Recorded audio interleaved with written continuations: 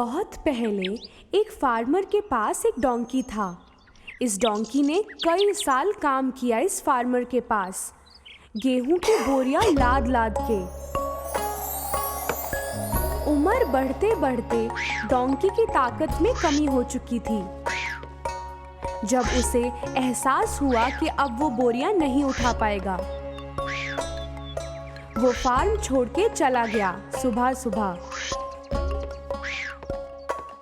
अब ताकत तो नहीं रही मुझ में, पर मेरी सुरीली आवाज तो है। क्यों ना मैं बर्मन जाके गाने गा के पैसे कमाऊं। रास्ते में उसे सोया हुआ एक हूंड डॉग मिला। ऐसे रास्ते में क्यों सो रहे हो भाई? मैं एक खून डॉग हूँ। उम्र बड़ी, स्पीड कम हो गई। अब मैं मालिक के साथ शिकार पे नहीं जाता। तो क्यों ना तुम फिर मेरे साथ आओ। मैं बर्मन जा रहा हूँ सिंगर बनने। मेरा बैंड ज्वाइन कर लो तुम। देखो मैं मैंडोलिन बजाऊंगा और तुम ड्रम बजाना। हाउंड डॉग को ये प्लान अच्छा लगा और वो डोंकी के साथ चल पड़ा। थोड़ी दूर जाते ही उन्हें एक घर के छत पे एक बिल्ली बैठी मिली।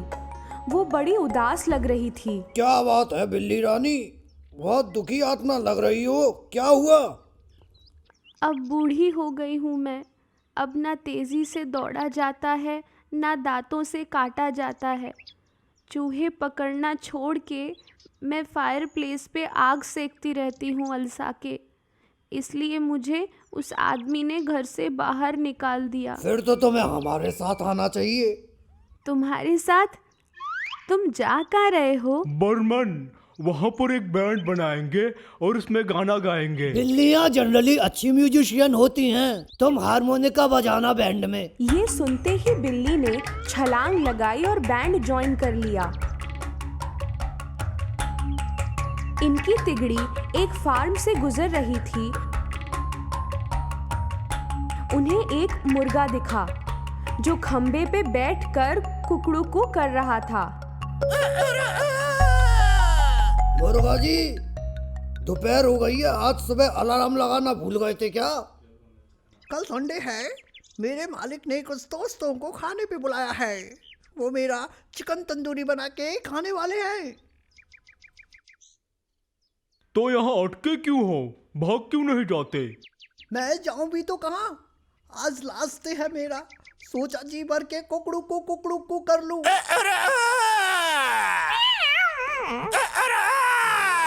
ठीक है ठीक है, अपनी आवाज खर्च मत करो, हमारे साथ बर्मन चलो। हम एक बैंड बना रहे हैं और तुम्हारी स्ट्रॉन्ग आवाज पसंद आई हमें। मुर्गे को ये प्लान अच्छा लगा और वो उड़ के उनके साथ चलने लगा। आगे आगे, बाकी तीन पीछे पीछे मुर्गा।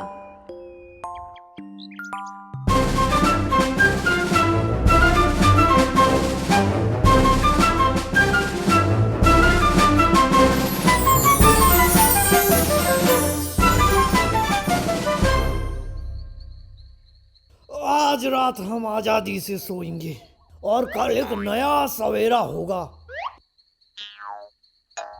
सोने से पहले मुर्गा उछलते कूदते पेड़ के ऊपर पहुंचा और वहां से कुछ देखा। मुझे यहाँ से रोशनी नजर आ रही है, लगता है पास में कोई घर है। तो चलो हम वहाँ चलते हैं। वैसे भी मुझे जंगल में सोने की आदत नहीं है।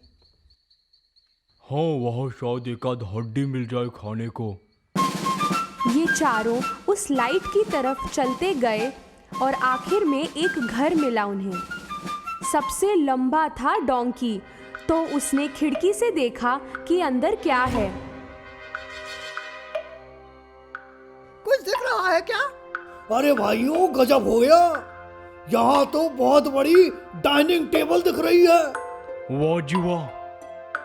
और उस पे ढेर सारी खाने पीने की चीजें भी हैं।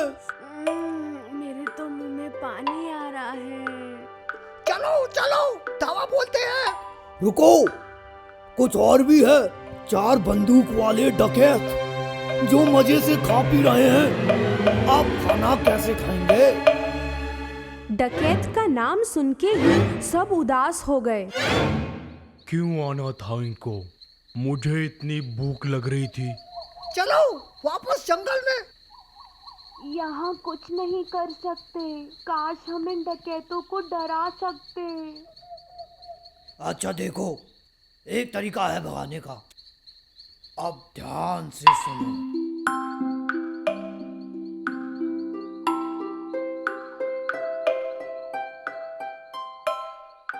एक के ऊपर एक ये चढ़ गए चारों।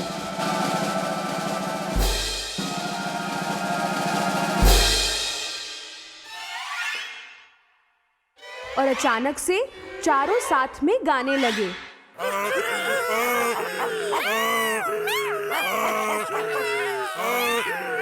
ऐसी डरावनी आवाज बनी कि उसे सुनते ही डकैतों के तोते ही उड़ गए।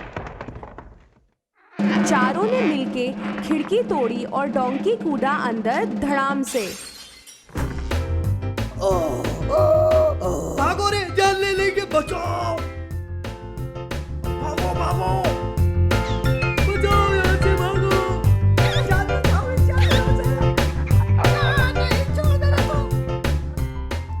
अपनी बंदूक वहीं छोड़ छाड़ के डकैत भागे जान बचा के। और ये 4 यार बड़े खुश हुए। जैसे सोचा था वैसा ही हुआ।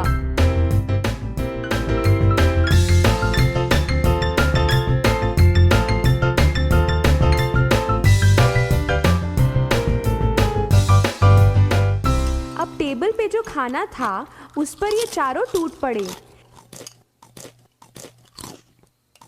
खाना खा के सब लोग सोने गए। थके हारे थे बेचारे।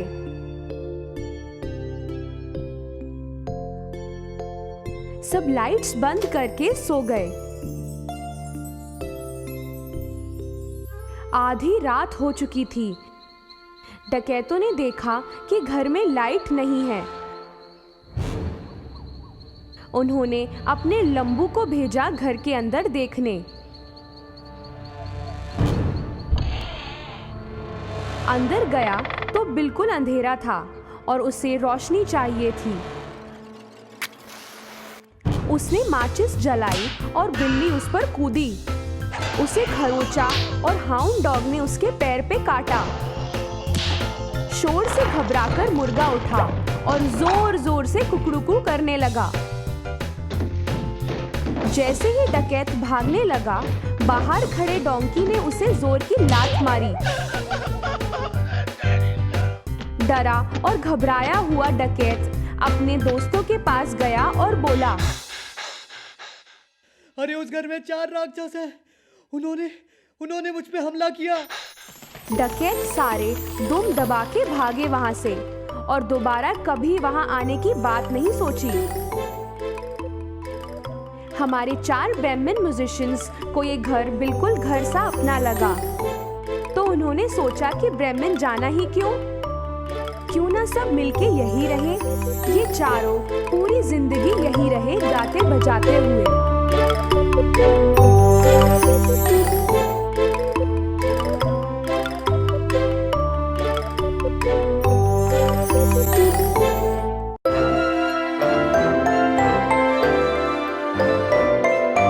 एक समय की बात है, एक छोटी सी लड़की थी। वो हमेशा एक रेड कलर की राइडिंग हुड पहनती थी, इसलिए सब उसे लिटिल रेड राइडिंग हुड बुलाते थे। बेटी। हाँ मम्मी। तुम्हारी नानी माँ बीमार है ना, तुम उनके लिए ये ताज़ा कुकीज़ और जड़ी बूटी लेके जाओगी? बिल्कुल ले जाऊंगी मैं मम्मी। हमेशा की तरह अपना रेड राइडिंग हुड पहनी हुई वो अपनी नानी के घर को चल पड़ी। बनी फॉरेस्ट के रास्ते से नीचे मत उतरना बेटी।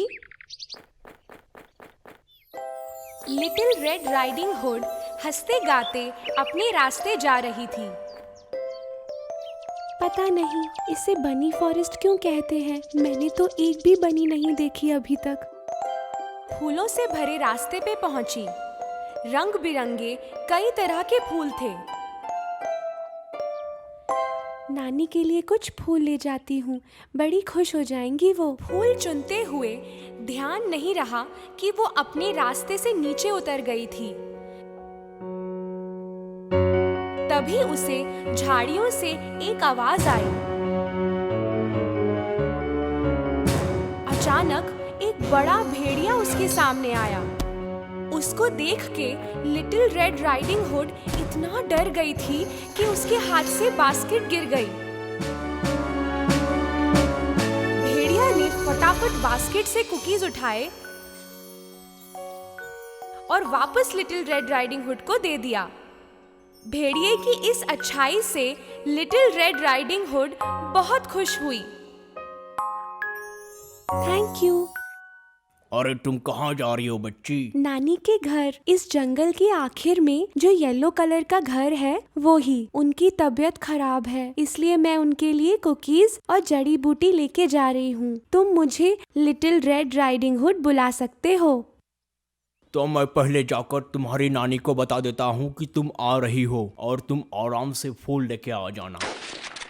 तभी उसे किसी शिकारी की गोली की आवाज आई और वो उड़न छू हो गया। लिटिल रेड राइडिंग हुड को एकदम से रोना आ गया क्योंकि वो खो गई थी। उसका रोना सुन के शिकारी उसके पास आया। तुम यहाँ अकेली क्या कर रही हो? यहाँ बहुत खतरा है। मैं खूंखार भेड़ियों को ढूंढ रहा हूँ। काफी वक्त से मुझसे भाग रहा हो। लिटिल रेड राइडिंग हुड शर्मिंदा थी क्योंकि उसने अपनी मम्मी की बात नहीं मानी। इसलिए वो शिकारी को नहीं बताना चाहती थी कि उसने भेड़िए को देखा है। मैं तो बस, मेरी नानी माँ बीमार है, कुकीज ले जा रही थी और रास्ते में खो गई। तो मैं तुम्हें तुम्हारे नानी के घर छोड़ देता हूँ। वो साथ साथ चल पड़े और तब ही भेड़िया भी नानी माँ के घर पहुंचा और दरवाजे पे नॉक किया। नानी माँ ने पुकारा, कौन है भाई? मैं हूँ नानी माँ, लिटिल रेड राइडिंग हुड। मैंने कुकीज और जड़ी बूटी लाई है आपके लिए। दरवाजा खुला है बेटी, अंदर आ जाओ। भेड़िया अंदर घुस गया।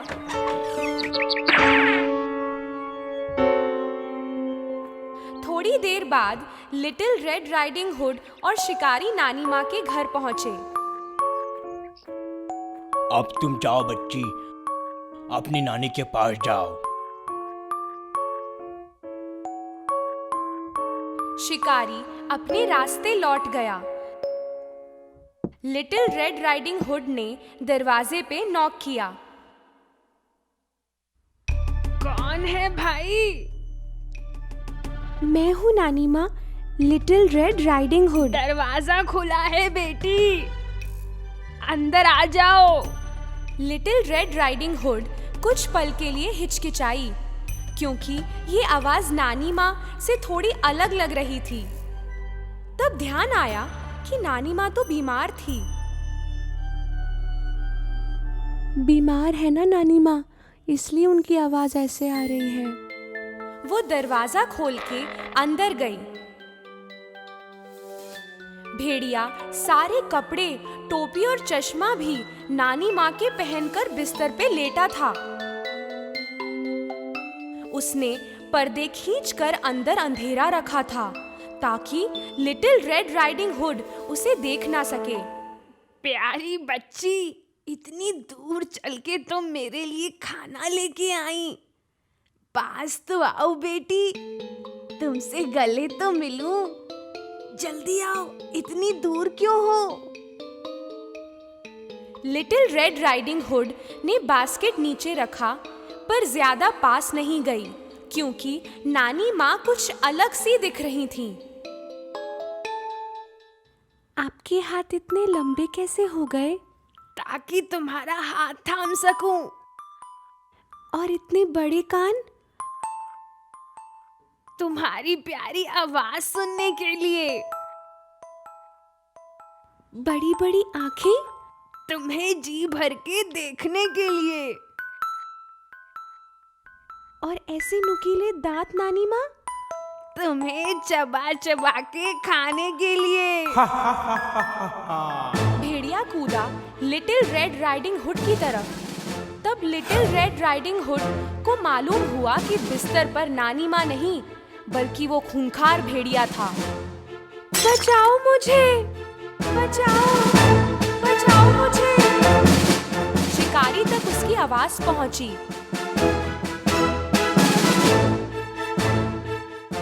और वो दौड़कर उस घर तक गया। दरवाजे के अंदर जाके भेड़िए को पकड़ा। आखिरकार तू पकड़ा ही गया भेड़िए। अब तू चल यहाँ से, देखता हूँ तुझे। शिकारी ने भेड़िए के पेट से नानी माँ को बाहर निकाला। हमें बचाने का बहुत बहुत शुक्रिया शिकारी अंकल। कोई बात नहीं बच्ची, पर वादा करो कि तुम हमेशा मम्मी की बात मानोगी।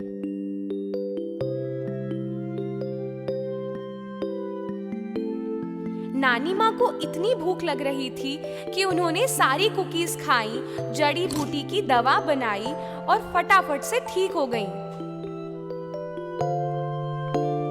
लिटिल रेड राइडिंग हुड ने वादा किया कि किसी खूंखार भेड़िए की बातों में वो कभी नहीं आएगी। लिटिल रेड राइडिंग हुड एक बार जंगल में खेल रही थी, वो भी अकेली। और तभी उसके सामने फिर से वही भेड़िया मिला। भेड़िए को शिकारी ने जंगल की सफाई करने की सजा दी थी। लिटिल रेड राइडिंग हुड को देखते ही उसे अपनी करनी पे शर्मिंदगी महसूस हुई। बनी फॉरेस्ट भर गया एक बार फिर से खुशियों, बनीज और फूलों से, बिल्कुल वैसा जैसे पहले हुआ करता था।